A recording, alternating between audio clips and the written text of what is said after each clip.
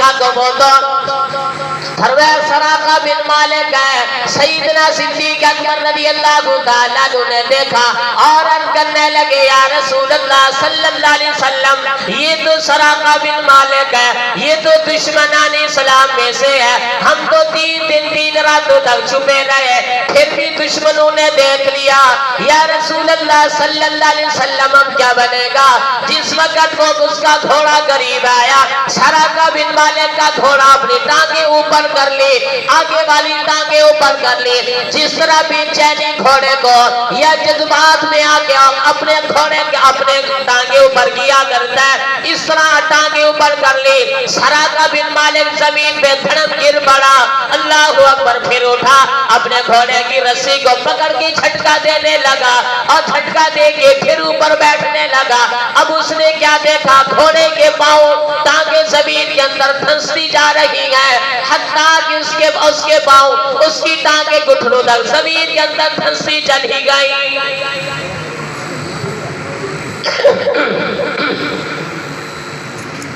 سیدنا صدیق اکبر رضی اللہ تعالیٰ عنہ فرماتے میں نے دیکھا, میں حیران ہوا کہ گھوڑے کے ساتھ یہ کیا ہو رہا ہے, یہ کیا معاملہ ہو رہا ہے. اور پھر عرض کرنے لگے یا رسول اللہ صلی اللہ علیہ وسلم اب جو دشمنوں نے دیکھ لیا ہے ہمارا کیا بنے گا؟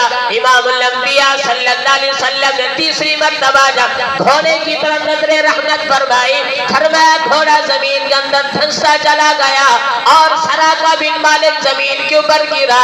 اللہ اکبر, اسے چوٹیں لگی ہے, چہرہ خاک آلود ہو چکا ہے. اس نے گھوڑے کی رسی کو چھوڑ دیا, بھاگتے ہوئے امام الانبیاء صلی اللہ علیہ وسلم کے قدموں میں بیٹھ گیا. یا رسول اللہ صلی اللہ علیہ وسلم مجھے معاف کر دیجئے, میں آپ کی دشمنی مول نہیں لینا چاہتا, میں تب کسی اور مقصد کے لیے آیا تھا, لیکن جیسے میں نے آپ کو دیکھا ابو جہل کا وہ اعلان مجھے یاد آ گیا.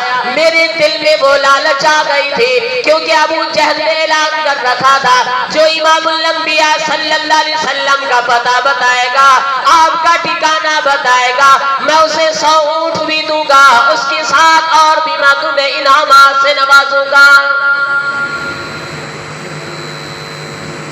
یا رسول اللہ صلی اللہ علیہ وسلم مجھے معاف کر دیجئے, میرے لیے بھی دعا کیجئے, میں بھی خیریت سے واپس لوٹ جاؤں, میرا گھوڑا بھی بچ جائے. یا رسول اللہ صلی اللہ علیہ وسلم مجھے معاف کر دیجئے. امام الانبیاء صلی اللہ علیہ وسلم نے سراقہ بن مالک کی طرف دیکھا تو آپ مسکرائے, آپ نے فرمایا سراقہ اللہ اکبر, تو میرے ساتھ دشمنی کرنے کے لیے آیا ہے, حالانکہ میں تو تمہیں اپنے غلاموں کی صفوں کے اندر میں تمہیں دیکھ رہا ہوں, تو مجھے ختم کرنے کے لیے آیا ہے, تو مجھے پکڑوانے کے لیے آیا ہے, میں تو تمہیں اپنے یاروں کی صف کے اندر تمہیں دیکھ رہا ہوں اور تو مجھے ختم کرنے کے لیے آیا ہے. اللہ اکبر, میں تو تجھے اللہ اکبر اس حالت میں دیکھ رہا ہوں کہ کسرا کے شہنشاہ کے کنگن تیرے ہاتھوں میں دیکھ رہا ہوں. سراقہ بن مالک حیران ہوا, میں کہاں, کسرا کے شہنشاہ کے کنگن کہاں. اللہ اکبر, ایک وقت آیا ہے, اسی وقت امام الانبیاء صلی اللہ علیہ وسلم کی خدمت میں بیٹھ گئے, کلمہ پڑھا, مسلمان ہوئے. اللہ اکبر, علماء نے لکھا آیا کسی اور کام سے تھا, دل میں لالچ آ گئی, لیکن جس وقت وہ واپس جاتا ہے دل میں لالچ نہیں بلکہ صحابی رسول بن کے جا رہا ہے.